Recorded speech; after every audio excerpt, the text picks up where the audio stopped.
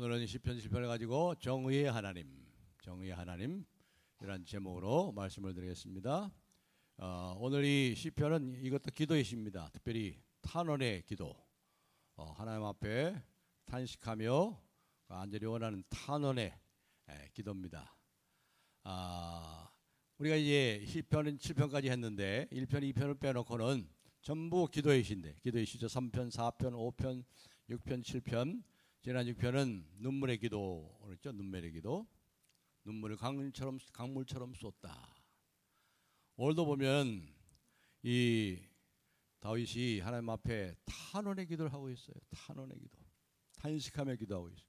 이걸 보면 하나님의 마음에 합한 종 다윗은 참 위대한 다윗인데 그 삶이 참 고달프고 힘들었구나 하는 걸 알 수 있습니다. 그렇죠? 3편보다 전부 다 시가 그래요. 지난 6편에도 눈물을 강물처럼 쏟고 있는 이 다윗. 그렇습니다. 모세의 유일한 시편 90편에 우리가 보는 바와 같이 인생이 70이요 강건하면 80이라도 그 연수의 자랑은 수고와 슬픔뿐이니 우리가 신속기간이 날아가나이다. 그래요. 저희 아버지의 말씀이 정말 맞아요.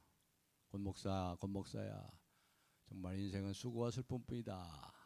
저도 우리 아버지 나이만큼은 아직 안 됐지만 보니까 그렇습니다. 인생의 수고와 슬픔이 가득합니다.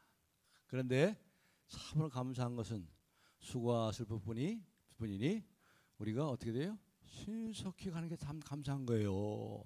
신속히 가니 날아갑니다. 신속히 가요. 그렇죠? 신속히 가요. 제가 인생 70이 이렇게 빨리 갔지 몰라. 제가 30년 목회했는데 말이에요.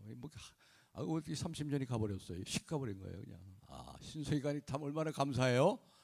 그 슬픔과 고난이 가득한 세상, 수고와 슬픔뿐이니 신속히 가니 날아갑니다. 하니 얼마나 다행이에요. 그의 노염은 잠깐이요. 그의 은혜는 주님이 주시는 기쁨은 영원함이로다. 소망을 가지세요. 잠깐이면 오십니다. 잠깐이면 오시고 잠깐이면 우리가 갑니다. 자, 오늘 이 정의 하나님을 위한 제목을 가지고 하나님 어떤 분이신가, 또 하나님 어떻게 일하시는가 하는 것을 살펴보기 바랍니다. 부재를 단다면 피난처이신 하나님 이렇게 부재를 담아볼 수 있겠죠. 특별히 이제 표제에 보면은 이제 이 시를 지은 정황이 나옵니다. 이 시들이 말이죠, 그냥 진공 상태에서 나온 게 아니에요. 뭐 어떻게 묵상하다가 뭐 나온 게 아니고 삶의 구체적인 상황과 형편과 그 상황 속에서 그 정황 속에서 거기서 시편이 나왔기 때문에 표제를 잘 읽어보면, 표제를 잘 읽고 이해를 하게 되면 이 시편 7편을 우리가 이제 이해하는데 또 많이 도움이 됩니다. 표제에 뭐라고 했습니까? 다윗의 식가연 베냐민인 구시의 말에 따라 여호와께 드린 노래 이렇게 나와 있습니다. 여기 보면은 베냐민인 구시라 나오는데 구시의 말. 이 구시가 누굴까요? 베냐민 사람 구시가 누굴까? 여러분, 베냐민 지파에서 가장 대표적인 사람이 누구죠? 다윗이 살고 있었을 때 누구예요?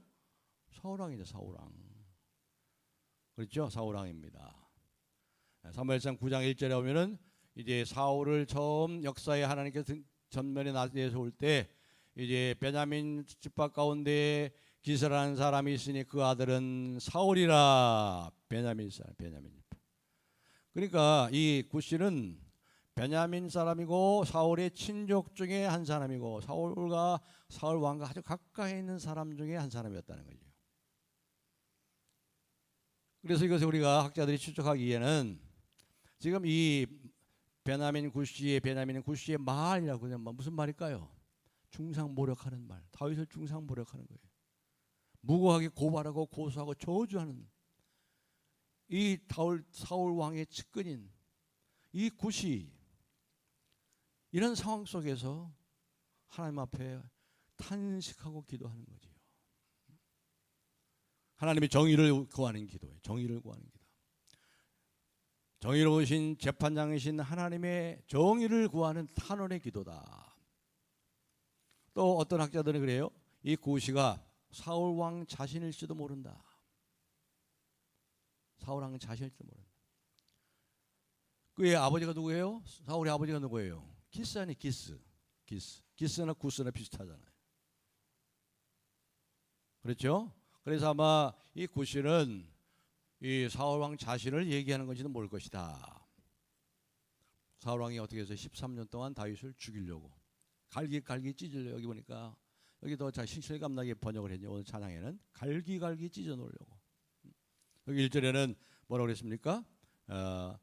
뭐냐면은 이제 2절에 하면은 건져낼 자가 없으면 그들이 사자같이 나를 찢고 뜯을까 하나이다. 근데 여기 찬양에는 갈기 찢어 놓으려고 하는 이러한 다윗 왕 자신을 얘기하는 것이 아닌가, 그렇게 얘기합니다. 또 어떤 학자들은 이 구시가 누구냐? 사울의 성품의 그 특징을 말하는 것일 수도 있다. 사울 왕의 특징, 성품. 다시 말하면 구시라는 말의 히브리 말의 뜻이 뭐냐면요, 속이고 배신한다 이 말이에요. 사실상 이 다윗은 한 번도 그 사울을 속인 적이 없잖아요. 배신한 적이 없잖아요.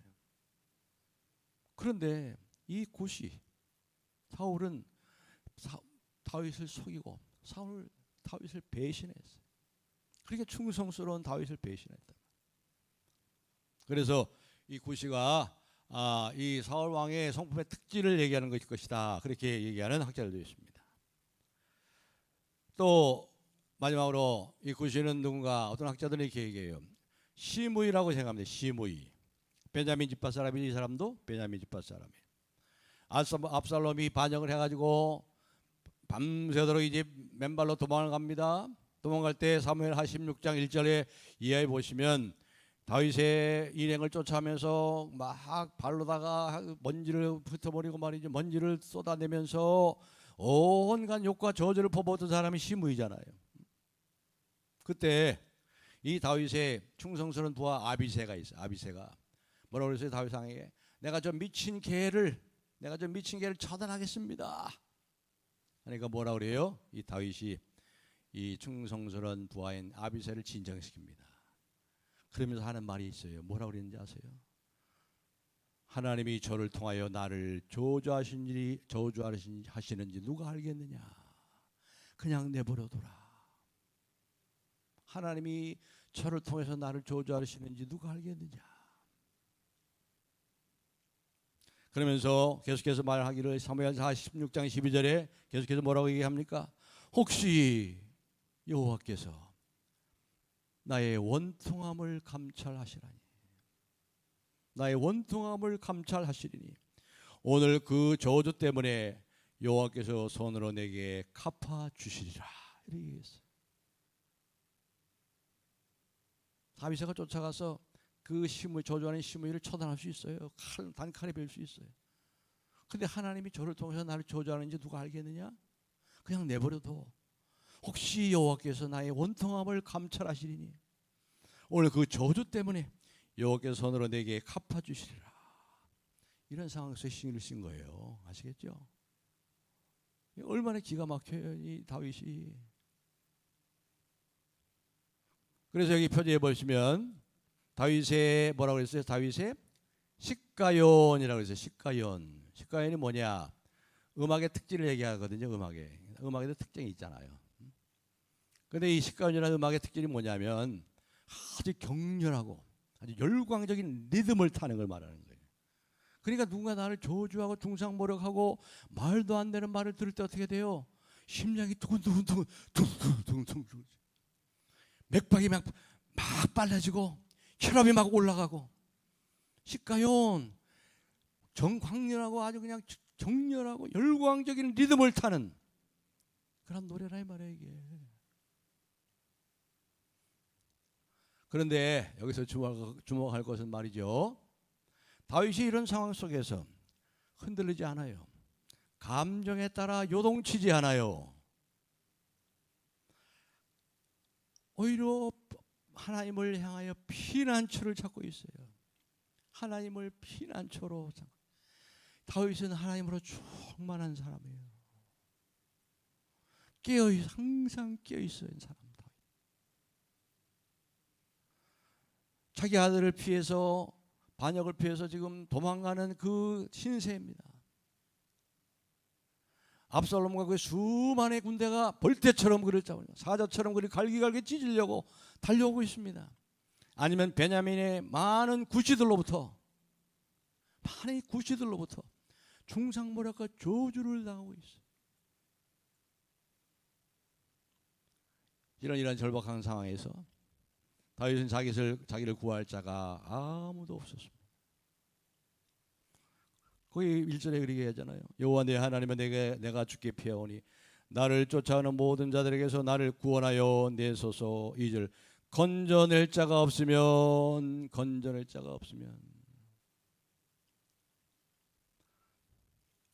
다윗을 구할 자 아무도 없는 거예요. 이럴 때 여러분 가장 좋은 방법이 뭐예요? 자기를 구할 자가 아무도 없어. 이럴 때 가장 좋은 전술이 뭐예요? 36개 출행하는 거예요. 도망가는 것밖에 없어요. 여러분이 감당치 못하면 빨리 도망가세요. 그 사람을 감당하지 못하면 도망가고 피해야 돼. 그게 아주 지혜예요. 여기서도 도망가고 있잖아요. 피할 피난처를 잡고 있잖아요. 36개 출행랑을 치잖아요. 도망치는 것 외에 피하는 것밖에 없어요. 그래서 1절 상반절에 보니까 여호와 내 하나님이여 내가 주께 피하오니 주님만이 나의 유일한 피난처입니다. 얼마나 좋아. 주님이 계시니 얼마나 좋아요. 우리가 피할 곳이 주님이라니 얼마나 좋아요. 주님이 계시니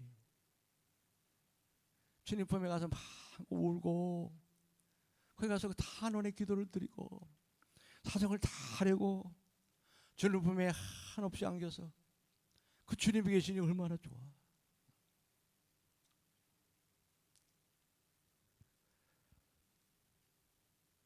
이걸 어떻게 알았을까요? 다윗이 경험적으로 한 거예요. 경험적으로 13년 동안 사울 왕을 피해 도망다니면서 하나님의 기가 막힌 구원의 기적을 경험했잖아요. 그렇잖아요.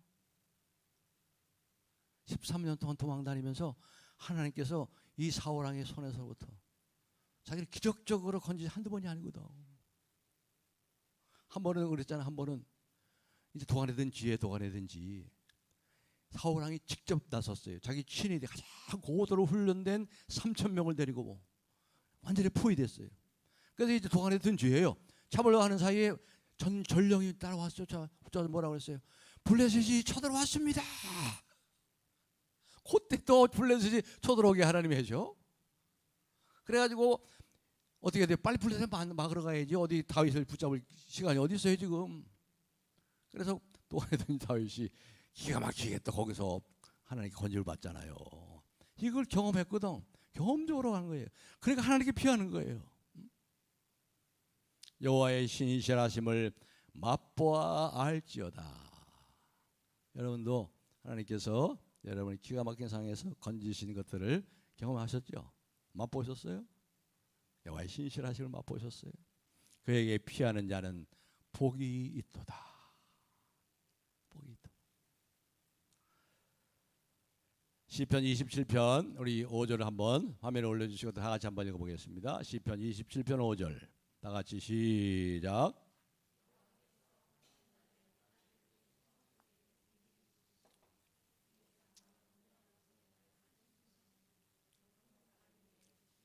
아멘. 시편 27편에 자기가 경험한 것, 피할 바위 숨기시고.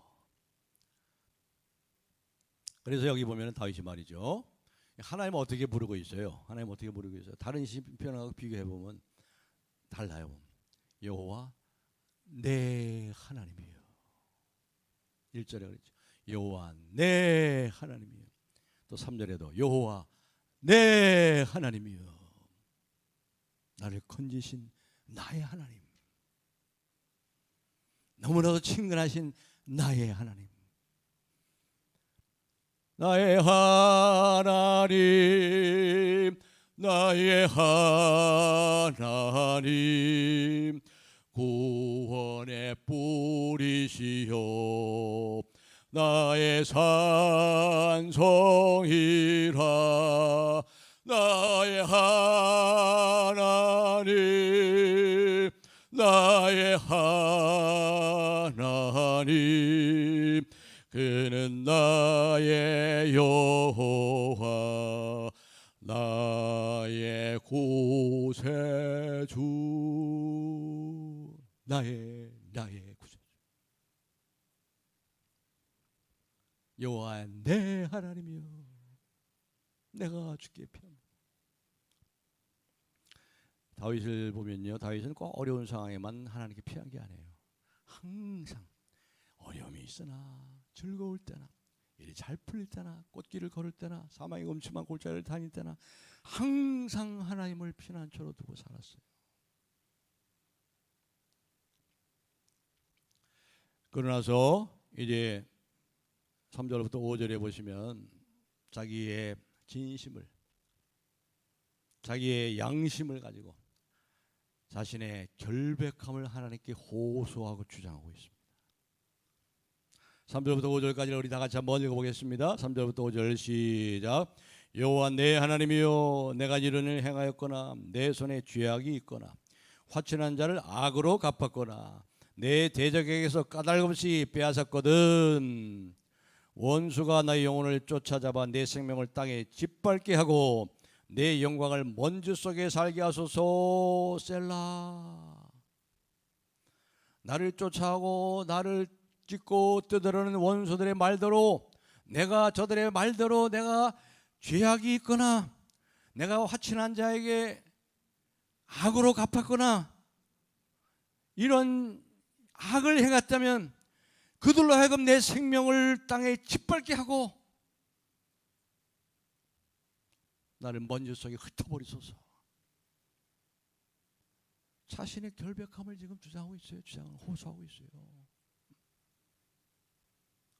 물론 여기서 다윗이 말이죠 자신의 어떤 완전함이나 모든 일에 결백함을 주장하고 호소하는 건 아니에요. 그렇게 완전한 자가 어디 있어요? 범죄하지 않은 인생이 어디 있어요?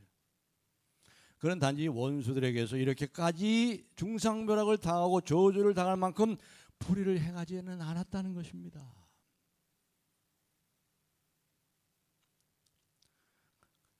그래서 9절 하반절이 그러잖아요. 9절 하반절 보세요.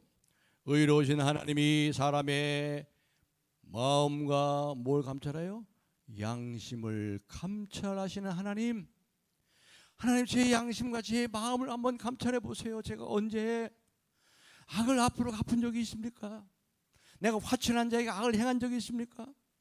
내가 그들에게서 뭔가를 빼앗은 적이 있습니까? 내 양심을 좀 살펴보십시오. 사람의 마음과 양심을 살펴보시는 꿰뚫어 보시는 하나님 앞에서 자신이 이렇게까지 억울함을 당하고 중상모략을 당할 만큼 그렇게 악을 행하지 않았다고 자기의 결백함을 주장하고 호소하고 있는 거예요. 탄원하고 있는 거예요. 하나님 잘 아시지 않습니까? 제가 언제 저를 해하려는 원수들에게 악으로 갚은 적이 있습니까? 내 대적에게 까닭 없이 빼앗은 적이 있습니까? 다윗은 악으로 갚은 적이 없어요. 사울왕이 자기를 그렇게 죽이려고 그래도 한 번은 사울왕이 악령이 들어가지고 잠도 못 자고 번민해가지고 괴로워할 때 어떻게 해서 그 앞에서 비파와 수금을 탁 틀면서 말해요. 그러니까 이 사울이 악령이 떠나고 편안해지잖아요. 그렇게 충성했어요. 그렇게 사울왕에게 자기를 죽이려는 사울왕에게 자기를 배신한 사울왕에게. 그리고 사울왕을 죽일 기회가 한두 번이 아니었잖아요. 사울을 죽일 기회가 한두 번이 아니었어요. 그런데 어떻게 했어요? 하나님이 기름 부어 세운 왕을 내가 내 손으로 해할 수 없다.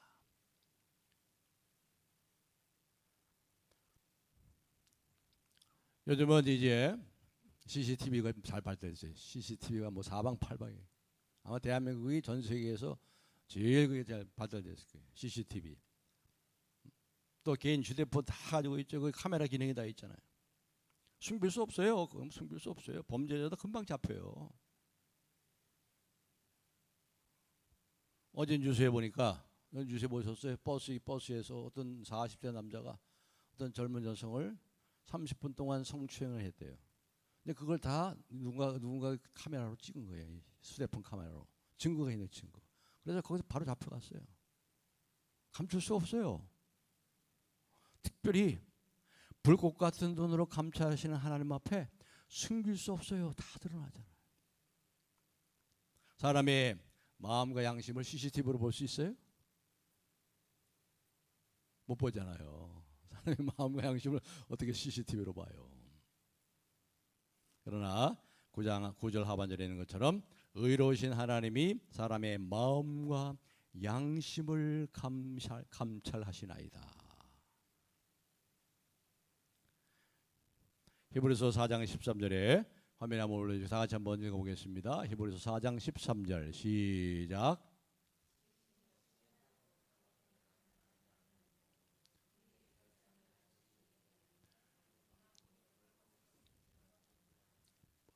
하나님 앞에 벌거벗은 것처럼 지금 다 드러난다.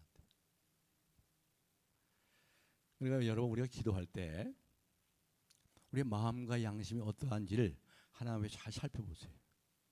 여러분 양심이 꺼리는 거 있으면 빨리 그 당시 자백하고 회개하고 돌이키면 돼.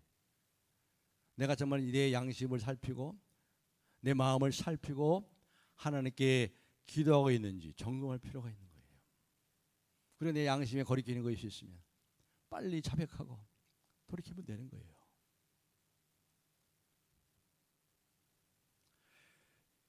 이제 두 번째 단락으로 가시 보시면 6절부터 11절까지 이제 두 번째 단락인데 이 시에 여기서 이제 다윗은 소망을 붙잡고 있는데 그 소망의 근거가 뭐냐니까 하나님의 진노가 소망이에요. 하나님의 진노 안에서 소망을 붙잡아. 어떻게 하나님의 분노가 다윗의 희망이 될까요? 다윗이 희망이 있고 소망을 가지고 기도할 수 있고 탄원할 수 있는 이유는 하나님의 진노의 심판이 있기 때문이라는 거예요. 6절 우리 다 같이 한번 읽어보겠습니다. 6절 시작. 여호와여 진노로 일어나사 내 대적들의 노를 막으시며 나를 위하여 깨소서. 주께서 심판을 명령하셨나이다. 진노로 일어나사 내 대적들의 노를 막으시고 나를 위하여 깨소서. 주께서 심판을 명령하셨나이다. 심판을 명령하셨다는 것은 심판을 선포하소서. 심판을 선포하소서. 하나님의 진노가 우리의 희망이에요. 하나님은 매일 진노하는 하나님이래. 하나님은 매일 진노하고 매일 분노하는 하나님이기 때문에 거기에 우리가 희망이 있는 거예요. 거기에 희망이 있는 거예요. 여기서 하나님께서는 어떤 분인가를 분명히 말씀하죠. 너무나 확실하게 매일 분노하시고 심판하신 하나님이라. 6절 하반절에 주께서 심판을 명령하셨나이다. 8절 상반절에 주께서 만민에게 심판을 행하시오니. 이게 우리의 희망인 거예요. 이게 소망인 거예요. 여기 7절에 보시면 우리 7절을 먼저 한번 읽어보겠습니다. 7절 시작. 민족들의 모임이 주를 두르게 하시고 그 높은 자리에 돌아오소서. 이렇게 말씀합니다. 민족들의 모임이 주를 두르게 하시고 민족들이 이제 다 주님 앞에 쫙 둘러 앉아 있어요. 둘러 서 있어요. 그리고 뭐예요? 주님이 딱 정가운데 있어요. 그리고 그 주님이 어떻게 되고 있어요? 그 주님이 높은 자리에 딱 앉아 계세요. 돌아오소서. 오늘날에 여러분 그 법정에 가보셨어요? 그 법정에 가보시면 알 거예요. 우리가 카메라로도 이제 뉴스를 통해서 보죠. 이 부장 판사가 딱 가운데 있어요. 그리고 양쪽에 다른 판사가 또 양쪽에 있고 좌우에 있고 정중앙 저 끝에 저 제일 높은 데 있어요. 그리고 이제 그 아래로 이제 뭐 거기 검사가 있고 그다음에 변호사가 있고 거기 또 피의자들이 있고 뒤에 이제 방청석에 또 관계되는 몇 사람이 있어요. 그 관계를 똑같이 거의 똑같이 그리잖아요. 저 제일 높은 데 중심에 하늘의 법정이 있어요. 하늘의 법정이요. 온 민족이 하늘의 법정이 다 부복하고 서 있어요. 한 사람도 없어요. 하나님께서 재판장으로는 재판장으로 만민을 심판을 행하시오니. 사도행전 17장 31절에 보시면요, 이 사도 바울이 아테네에서 설교를 하거든요. 아테네, 지금 아테네, 그 철학의 도시, 그 귀신의 도시에서 설교하는 중에 이렇게 얘기합니다. 사도행전 17장 31절. 이는 정하신 사람으로 하여금 천하를 공의로 심판할 날을 작정하시고, 천하를 공의로 심판할 날을 작정하시고, 이에 그를 죽은 자 가운데서 다시 살리신 것으로 모든 사람에게 믿을 만한 증거를 주셨음이라 하니라. 그러니까 여러분, 천하 모든 것을 바로 잡으실 때가 반드시 오는 거예요. 천하 모든 것을 바로 잡으실. 우리가 일본에 압제당을 우리 이 30년도 압제를 당할 때 그 말미암아 1945년 봄인가 그래요. 많은 사람 신처참배까지 신처참배로 죽일철 목사님도 순교하고 많은 기독교인들이 핍박을 당해요. 그때 안희숙 여사 들어보셨죠? 안희숙 여사하고 거기 박효진 장로님 두 분이 일본 의회에 가가지고 의회에 들어가가지고 삐라를 뿌리면서 일본은 불로 망한다 소리쳤어요. 다 잡혀가가지고 엄청난 고문을 당했죠. 그때 안희숙 여사가 20몇 살 이화여전 다녔어요. 20몇 살, 21살에 2살 꽃다운 나이. 그 이후로 안희숙 여사 몸이 많이 망가졌어요. 그 얼마나 고문을 당했는지. 21~22살짜리. 그 후에 어떻게 됐어요? 8월에 히로시마에 핵폭탄이 떨어졌어요.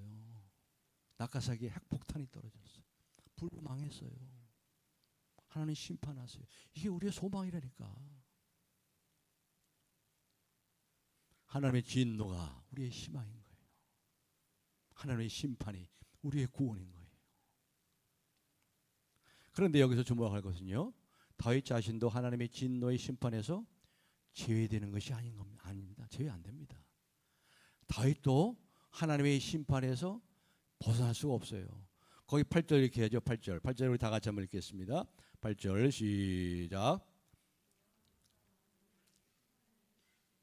여호와여 나의 의와 나의 성실함을 따라 나를 심판하소서. 다윗도 하나님 심판에서 제외 안 돼요. 그런데 뭐라고 그래요? 나의 의와 나의 성실하심을 따라 나를 심판하소서.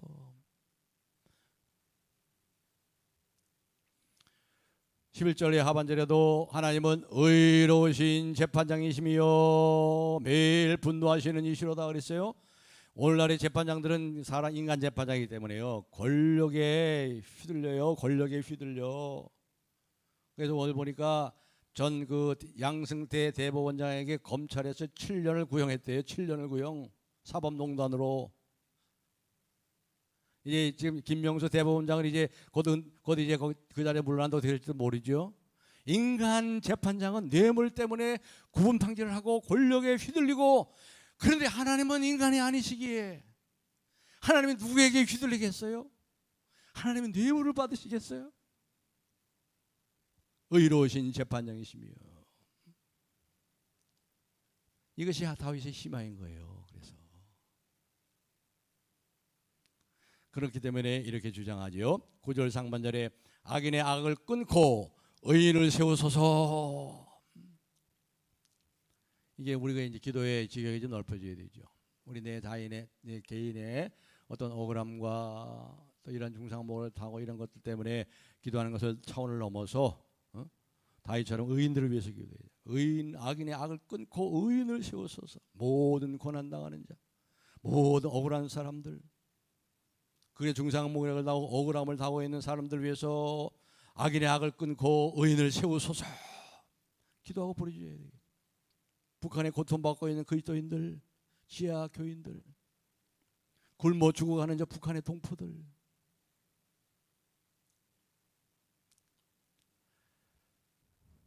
여러분, 의로우신 하나님께서 재판장이 되셔서 모든 것을 다 바로잡으시고 드러내시고, 이것보다 더 통쾌하고 감사하고 소망이 있으며 찬양할 일이 어디 있어요? 그래서 다윗은 하나님께서 소망을 두고 하나님께 탄원의 기도를 드리는 거예요. 요한계시록의 주제가 바로 그렇잖아요. 성경의 가장 마지막 책 요한계시록의 주제가 그거 아니에요. 하나님의 분노로, 하나님의 진노로 제일 마지막 시법이라는 것은 죄와 사망이라. 죄와 사망이 불못에 던져진대. 거기 불못에, 영원한 불못에.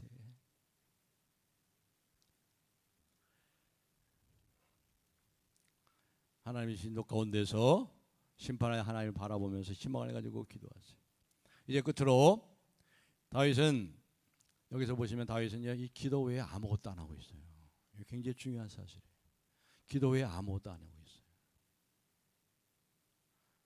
뭐 사람들을 모으고 자기 편을 모으고 뭐 전화하고 뭐 선동하고 뭐 이렇게 하지 않았습니다.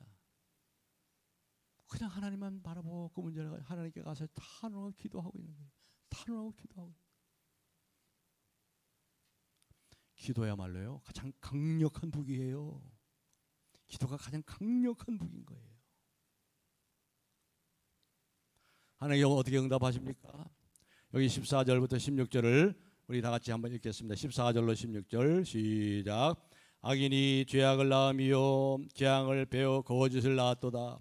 그가 엉덩이를 파 만들며 죄가 만든 모든 함정에 빠졌도다.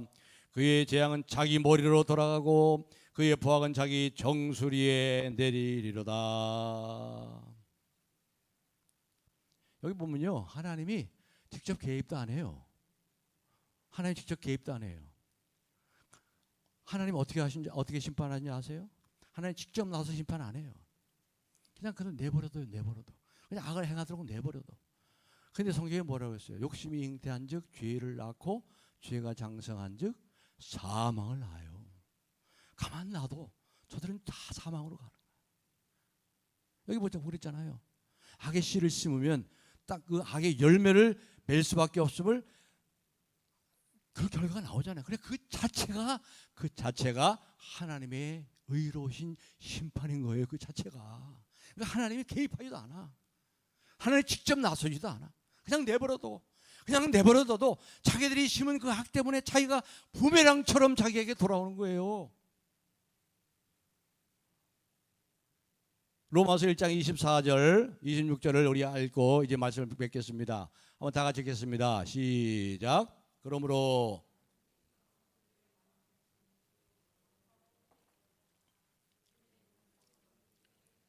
(26절) 이 때문에 하나님께서 그들을 부끄러운 욕심에 내버려 두셨으니 곧 그들의 여자들도 순리대로 쓸 것을 바꾸어 영리로 쓰며.